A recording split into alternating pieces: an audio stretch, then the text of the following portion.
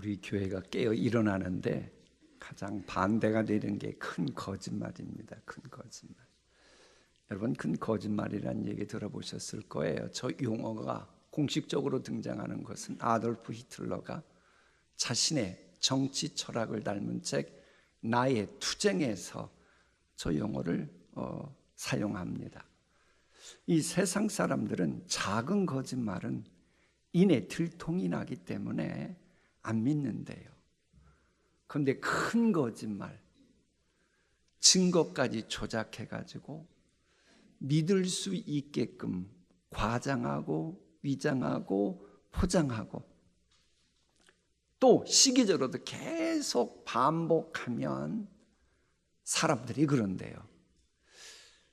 에이, 저렇게 황당한 거짓말을 계속해서 뻔뻔하게 반복하겠어? 뭔가 말이 맞으니까 하겠지. 그리고는 속아 넘어간다는 거예요. 네, 그러니까는 계속 조작하고 그러면서 말도 안 되는 그런 황당한 논리지만은 확신을 가지고 말하면 이 국민들은 우매무지해가지고 처음에는 저거 말이 맞나 고개를 갸웃거리다가도 그래, 그 말이 맞아. 요 큰 거짓말에 당시 독일에 유명했던 석학들, 엘리트들 그리고 독일 교회가 속아 넘어갔습니다. 그래서 독일 교회는 나치 정권의 곡학 아세하기 바빴던 겁니다. 참으로 교활하고 간교한 거짓말입니다. 이 성경은 이 큰 거짓말의 배후에는 사탄이 있다고 말합니다. 거짓의 아비는 사탄이에요. 그래서 사탄은 진실을 가장 싫어합니다. 하나님이 살아계시다는 진실 부정하게 하는 게 바로 사탄이에요. 그래서 사탄에 세뇌되었던 아돌프 히틀러의 죽은 노릇을 냈던 요제프 괴벨수가 한 유명한 말이 있어요. 국가가 자기네 정권을 반대하는 그 목소리를 누를 때 있어서 가장 큰 대적은 진실이다. 가장 큰 대적이 뭐라고요? 진실을 알면 이 독재할 수가 없더라는 거예요. 그래서 진실을 말한다고 해도 한 스펙만 막 포장하고 거짓말로 꾸며가지고 해야 먹히더라는 겁니다. 이렇게 진실을 대적으로 간주하는 세상 유행 풍조에 오염될 때에 나타나는 대표적인 현상이 바로 하나님이 살아계심을 인정하지 않고 부정하는 겁니다. 그래, 무신론을 주장하는 이론들이 바로 대표적인 큰 거짓말이라고 보면 되는데, 과학 이름으로 유명해진 큰 거짓말 하나 소개합니다. 이건 인류학 전문가의 글에 소개된 내용입니다.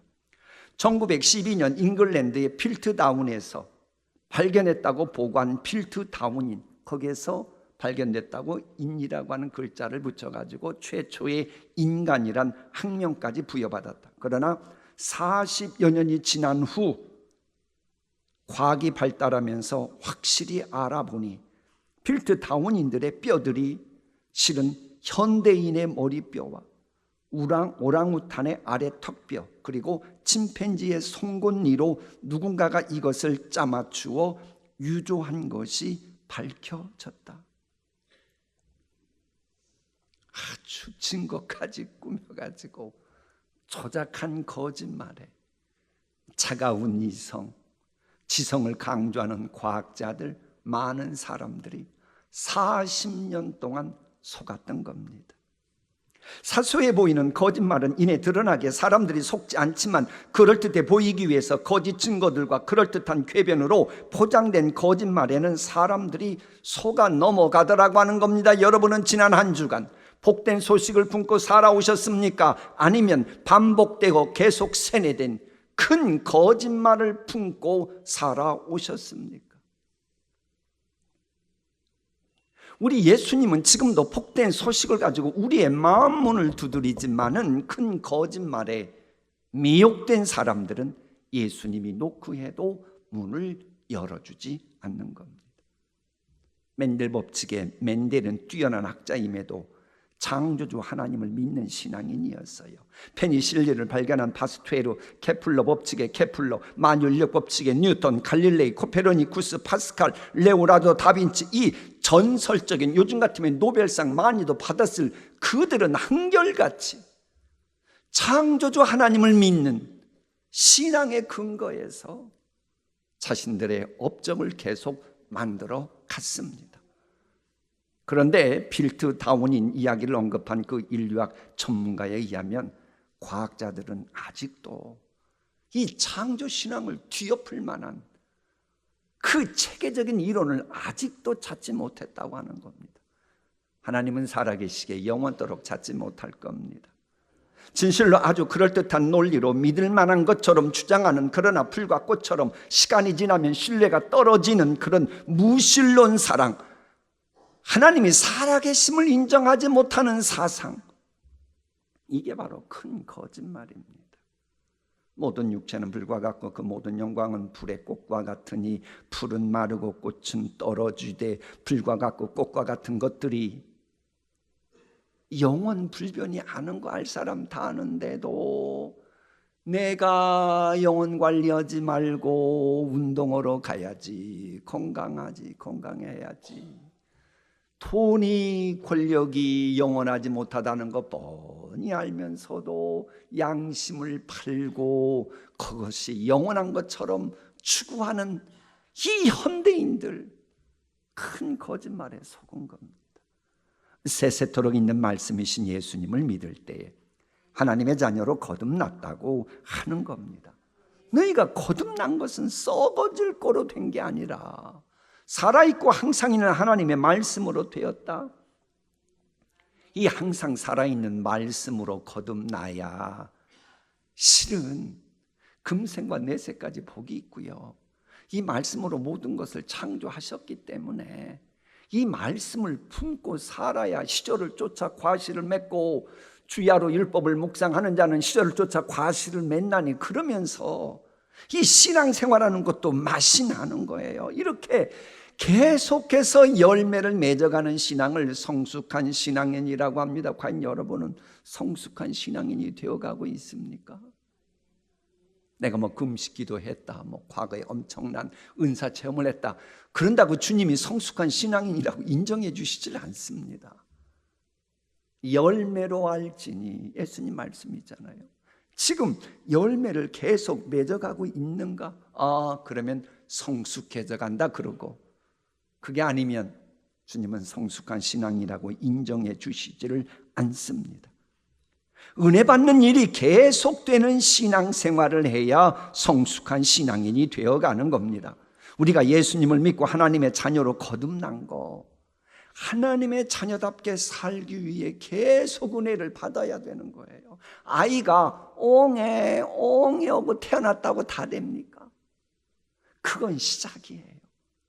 그 옹해 태어난 아이는 계속 나이 먹어갈수록 성장해야 될 거 아닙니까? 우리가 예수 그리스도 믿음으로 하나님의 자녀로 거듭났다고 다 되는 겁니까? 아니에요. 이제부터예요.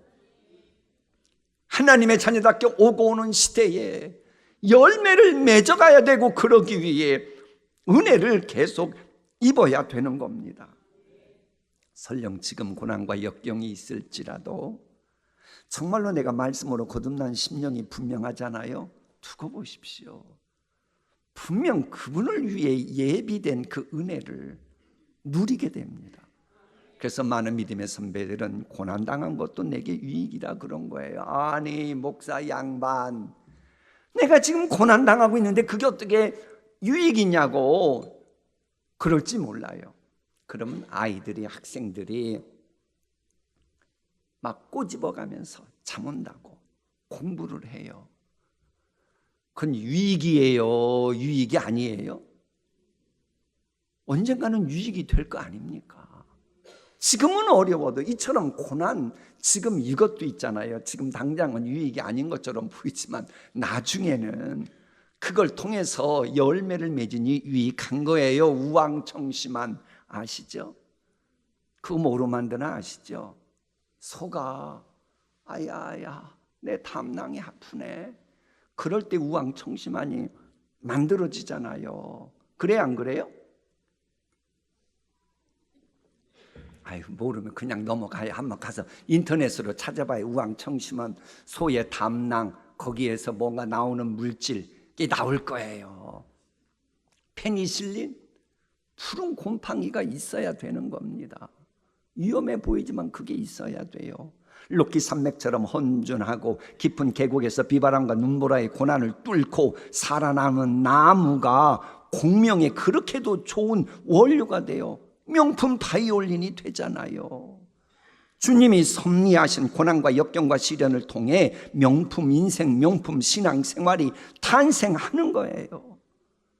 그러니까 지금 당장은 고난이고 시련이고 역경이고 그러지만 두고 보세요.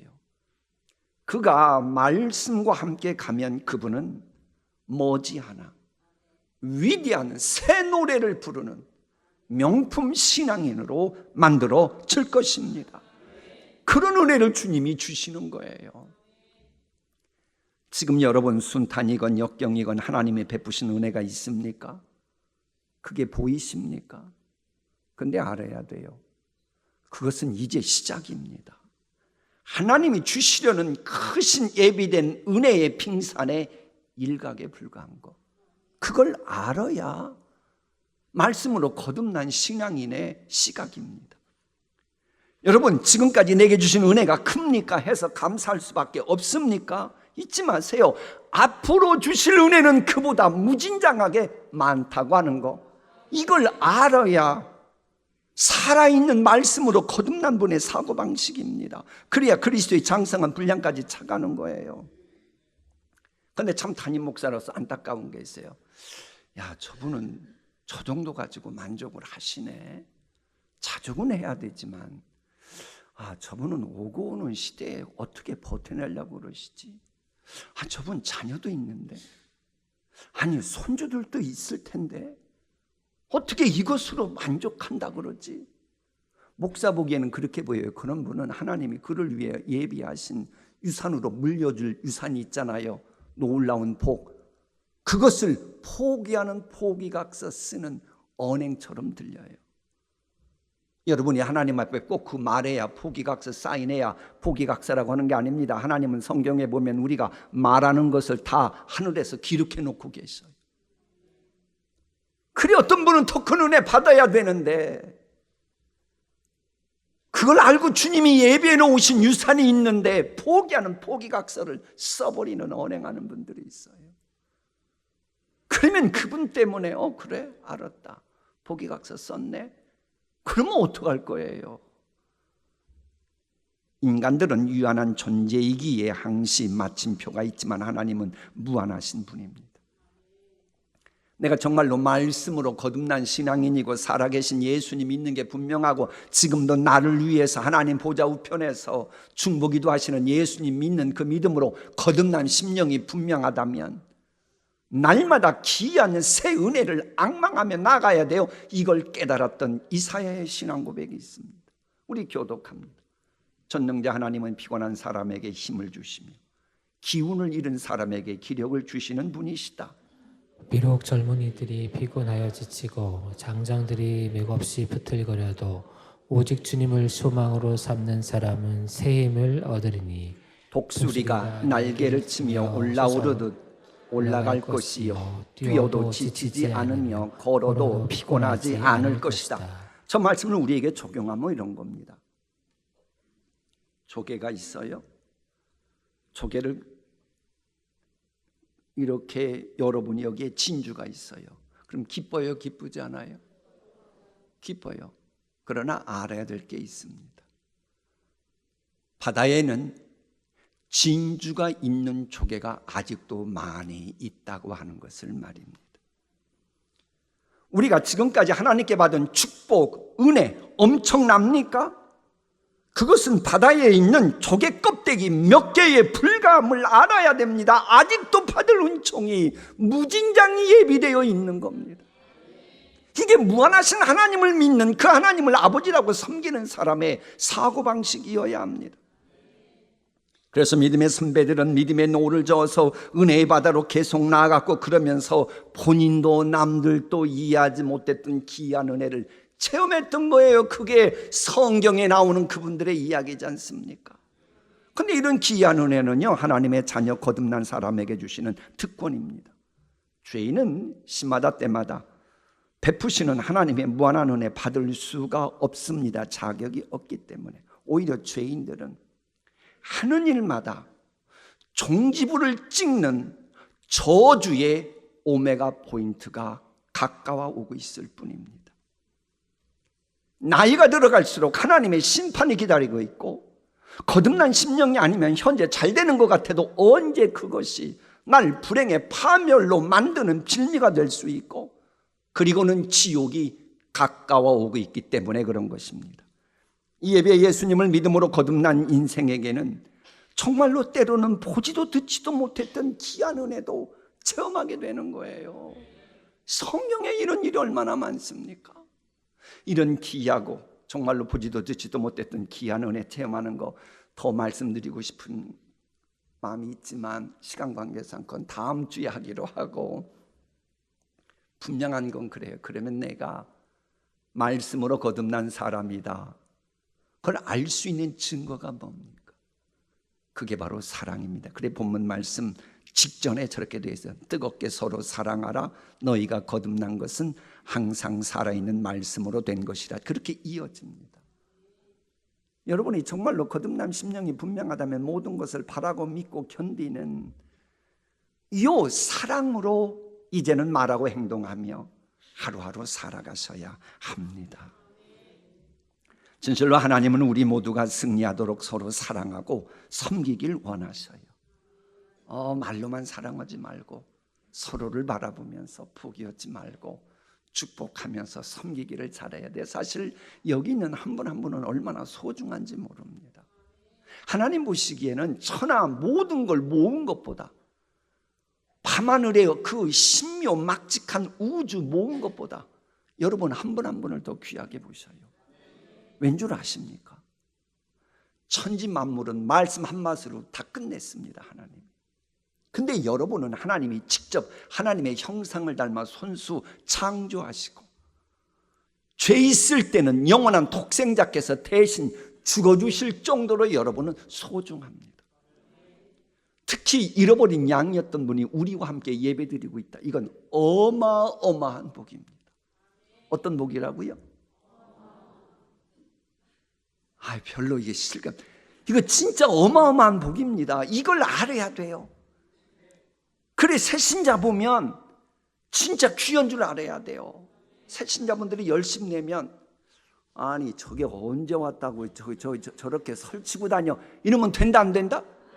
안 돼요. 어마어마한 복인 거예요. 보이지도 않는 하나님이 계신 교회에 와서 섬긴다. 얼마나 귀해. 이 어마어마한 복을 잘 간직하는 교회가 롱런하고 그런 교회가 될 때 뿌리 내리고 싶은 교회로 소문나는 거예요. 지난 수요일 날 그 이화여대대학교 교수원은 자매님이 오셔서 자기가 지은 책이라 그러면서 하나 건네줘요. 그 안에 저 내용이 나옵니다. 동신교회는 영락교회, 세문안교회, 소망교회 등과 함께 장로교 통합교단에서 모범적인 종교 문화를 꽃피우던 몇 안 되는 교회 중 하나로 평가되었다. 동신교회를 다닌다는 것은 자부심을 갖게 해주는 일이기도 했다. 우리에게 나왔던 자매님이 쓴 글이에요. 저 은혜 주시옵소서. 다시 우리 동신교회가 회복하게 하여 주시옵소서. 여러분 그 정신으로 돌아가야 됩니다. 진실로 주변을 보면 세월이 흐를수록 그동안 믿음의 선배들이 쌓아놓은 명예와 업적을 다 하나씩 탕진해가는 쭉정이 같은 썩어지는 고목 같은 교회도 있고, 세월이 흐를수록 오히려 더 튼실해지는 빛을 발하게 하는 그런 알곡 같은 교회가 있습니다. 근데 이 교회가 역사가 깊어질수록 알곡이 되어가느냐 쭉정이가 되어가느냐는 말씀의 핵심이요 교회됨의 가장 근본인 사랑을 잃어버렸느냐 아니냐로 결정됩니다. 교회의 역사가 깊어갈수록 썩어가는 고목이 아니고 금강송처럼 더 귀하게 쓰임받고 뿌리 깊은 나무 같은 교회가 되려면 서로 사랑해야 됩니다. 그 교회가 얼마나 건강한 교회로 빛을 발하느냐 하는 것은 다른 데 있지 않고 얼마나 뜨겁게 피차 서로 사랑하느냐에 달려 있습니다. 고린도 교회 보세요. 그렇게도 똑똑한 사람 많고 은사 체험도 많이 하고 그야말로 여기저기서 그야말로 대단하다 대단하다 그런 사람들이 모였는데 그렇게도 서로 잘났다고 끼리끼리 모이고 싸움을 해요. 그때 하나님이 주신 말씀이 저 말씀이에요. 함께 읽어볼까요? 내가 사람의 방언과 천사의 말을 할지라도 사랑이 없으면 소리나는 구리와 울리는 꽹과리가 되고 내가 예언한 능력이 있어 모든 비밀과 모든 지식을 알고 또 산을 옮길 만한 모든 믿음이 있을지라도 사랑이 없으면 내가 아무것도 아니요 내가 내게 있는 모든 것으로 구제하고 또 내 몸을 불사르게 내줄지라도 사랑이 없으면 내게 아무 유익이 없느니라. 저 말씀 여러분 수십 번 수백 번 들으셨을 거예요. 저기 고린도전서 13장 고린도 교회를 향해 주시는 말씀입니다. 고린도 교회에는 정말로 언어 감각이 뛰어나고 국제적인 인물도 있었고 예언하는 능력을 가진 분도 있었고 성경 지식이 그렇게 많은 분도 있었고 믿음도 대단했고 희생적으로 내 몸을 불사르게 내줄 만큼 섬기는 사람도 있었지만 우리 예수님 주신 말씀은 사랑이 없다. Nothing. 아무것도 아니야 니들. 나는 니들이 그러는 거 전혀 인정해 주지 않아. 지금 저 말씀인 거예요. 여러분 사랑이 없으면 그 어떤 신앙생활도 하나님이 인정해 주시지 않습니다. 물론 이 사랑은 계산해서 알 수 있는 건 아닙니다. 이건 열매로 아는 겁니다. 열매로. 이 세계 여러 종족 가운데는 숫자 계산이 안 되는 종족이 있대요. 안 될 수도 있고 안 할 수도 있고. 그중에 아프리카에 있는 어느 종족도 그러는데 거기에 지나가던 신사가 이 소 키우는 것을 보고 소가 몇 마리입니까? 물어봤더니 하는 말이 우리는 숫자를 계산하지 않습니다. 모릅니다 그러더래요. 그러면 소가 잃어버리면 그걸 어떻게 하나요? 그자 이 원주민이 하는 말이 참 아름답습니다. 뭐라고 말하느냐? 숫자가 작아지는 것으로 아는 것이 아니라 보이지 않는 얼굴이 있다는 것으로 압니다. 주님께서는 지금 이 시간 몇 분이 교회에 모였나는 전혀 관심이 없습니다. 주님 앞에 나온 여러분 얼굴이 보이면 너무나도 기뻐하시고 보고 싶은 얼굴이 보이지 않으면 마음 너무나도 아파하십니다. 이 마음을 품고 우리 신앙생활해야 됩니다. 이런 주님의 마음을 가지고 우리도 제발 좀 교회 생활해야 되고 얼굴이 안 보이면 이내 안아차리는 그런 사랑해야 돼요. 목사님 우리 교회 교인이 몇 명인데 그걸 하냐고 좀 현실감 있는 이야기를 하라고. 아니 우리 주님이 뭐 근거도 없는 얘기 하겠어요. 그래 우리 교회 그렇게 하라고 오병이어 멘토링 하잖아요. 솔직히 담임 목사인 저 역시도요. 우리 교회 장로님들이 71분이시라 저분이 오늘 교회 나왔는지 안 나왔는지 다 알 수가 없어요. 아니 생각 이른 아침부터 이 본당에서 설교하고 예배하니 춤은 안 보이잖아요. 어떻게 알겠어요? 저도 몰라요. 그러면 항전 직분자들, 서리 집사님들, 새신자들 그분이 오셨는지 안 오셨는지 그걸 어떻게 알아요? 그건 교인들 여러분이 서로 구역장님이 자치단체장 되는 분이 서로 좀 체크해주고 아무개 얼굴이 보이지 않았다 이런 사랑 실천해야지요. 아멘 하는 분들은 누굴까? 지난 목요일 날입니다. 우리 제일 고넬료가 저 38선 넘어 갔다 오셨어요. 그때 아무개가 왜 왔냐 이런 귀가 들려 이런 소리가 들려요. 그래야죠. 자치단체면 왜 안 보이냐고. 이걸 여러분이 자치기관 그 임원들이 체크해야죠. 구역장님이 체크해야죠. 또 다른 화면 볼까요?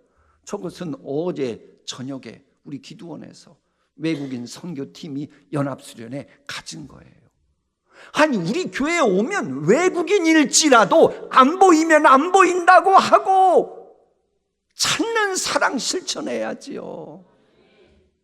그런 교회가 건강한 교회 아니겠습니까? 숫자에만 관심 있고 잃어버린 양에는 관심도 없는 교회, 그건 병들어가는 교회고 이 세상에 있으나 마나한 그런 교회지요. 진실로 여러분께서 지금까지 주님 앞에 충성했던 것 몇 %가 하나님께 연락되었을 것 같습니다. 사랑이 없으면 여러분 신앙생활했다고 주님 인정해 주시지 않습니다. 나는 기도 많이 했는데, 나는 헌금 많이 했는데요. 주님이 인정해 주나 보세요. 또 기도했다고? 또 헌금 많이 했다고? 또 봉사 많이 했다고? 또 사랑이 하나도 없는데 사랑 없으면 나 계산 안 하는 거 몰랐냐? 사랑이 없으면 nothing. 사랑이 없으면 아무것도 아니요. 사랑해야 돼요. 사랑해야 사랑으로 하는 우리의 기도, 사랑으로 하는 섬김이어야 저 하늘나라까지 가서 주님이 상급 주시는 것으로 인정해 주시는 겁니다. 마무리하겠습니다. 세계적인 경영 컨설턴트들은 세상 살아감에 있어서 진짜 급한 일보다도 중요한 일을 먼저 하라고 권합니다. 시간관리 전문가들도 급한 것보다 중요한 일을 먼저 하라고 알려줍니다. 이 보통 사람들은 중요하지도 않은데 중요한 것은 별로 신경도 안 쓰고 그저 급한 일만 신경 쓰는 분이 있어요. 아니, 이 세상에 급하지 않을 때가 어디 있어요? 항시 급하지 우리가. 그러다가 중요한 일 놓치며 살아가는 사람은 보통 사람이고, 위대한 업적을 남기는 분들은 바쁜 중에도 중요한 일을 우선시하면서 급한 일을 소화시킨다고 합니다. 얼마 전에 우리나라 일간지에 보도된 거예요. 말하면 누구나 다 아는 그 엄청난 기업인데 언제부턴가 급한 일만 신경 쓰고 투자하다가 한참 뒤졌던 회사에게 추월당했다고 신문에 보도됐어요. 이 후지라고 하는 회사는 디지털 카메라를 먼저 만든 코닥에 훨씬 뒤졌었는데, 이 코닥이 급한 일에 투자하고 신경 쓰고 중요한 일을 놓쳤지만, 후지는 이 중요한 일을 계속 신경 쓰면서 일하다가 지금은 코닥이 감히 추월할 수 없는 회사가 되고 말았어요. 급한 일, 항시 우리는 급하지요. 그러나 급한 일보다 중요한 일을 먼저 해야 되는 겁니다. 조급하기보다 중요한 일에 초점 두는 것이 지혜라고 성경은 말하지만, 사탄은 인간이 중요한 일을 잊어버리고 급한 일만 하도록 거짓말을 하는, 큰 거짓말을 하는 거예요. 그런 마귀의 거짓말에 미혹되어 중요한 건 놓치고 그저 거짓말대로 따라가면 후회하는 인생이 되고 맙니다. 열매가 없고 맙니다. 범사가 잘 되고 강건해지는 것이 복이 되려면 영혼이 먼저 잘 돼야 되지 않습니까? 왜? 영혼은 흥망성쇠의 주관자 하나님과 소통하는 유일한 창구니까. 내가 아무리 수고하고 노력해도 하나님과 소통이 안 되면 하나님이 어느 순간 안 되겠다 그러면 다 된 밥에 채 뿌리는 거 아닙니까? 그래서 영혼 관리하기 위해 교회 나온 여러분은 참 잘하신 거예요. 그게 여러분의 지금 지혜의 힘을 알아야 됩니다. 한번 옆에 분 보세요. 야, 지혜로운 분이구나. 야, 중요한 거 신경 쓰는 분이구나. 말은 안 해도 돼요. 왜? 사람은 물론 다 중요합니다. 아니 말로 우리의 일상생활 중요하지 않은 게 뭐 있어요? 밥 먹는 거라고 중요하지 않습니까? 운동하는 거라고 중요하지 않습니까? 다 중요하죠. 주님이 주신 건데 중요치 않는 게 어디 있어요? 그러나 우선순위는 가장 중요한 것이 이 영혼인 겁니다. 유리 자르는 기계가 있어요. 다 중요해요. 그러나 가장 중요한 것은 막상 유리를 자르는 조그만 금강석 다이아몬드가 가장 중요하잖아요. 금반지, 은반지 중요해요. 다 중요해요. 그러나 가장 중요한 것은 그 반지 중앙에 있는 보석이라고 하는 거 모르는 분 없잖아요. 나침반 중요해요. 나침반 가운데 중요치 않은 부속이 어디 있어요? 그러나 나침반 중에서도 그것의 기능을 제대로 하는 이 방향을 알려주는 침이 가장 중요하잖아요. 우리 인생살이 다 중요하다니까요. 사지백체 다 중요하다니까요. 그러나 하나님의 영상을 닮아 창조된 영혼이 가장 귀하다는 거 아는 분이 그야말로 거듭난 신앙인이요 복된 소식 안고 살아가는 분입니다. 질문 하나 합니다. 여러분 복된 소식 안고 살아가고 계십니까? 아니면 큰 거짓말 품고 살아가고 계십니까? 아무쪼록 복된 소식 품고 살아가심으로 하루하루가 신나고 살만나는 인생, 그런 가정생활, 교회생활 되시기를 축복합니다. 기도하십니다.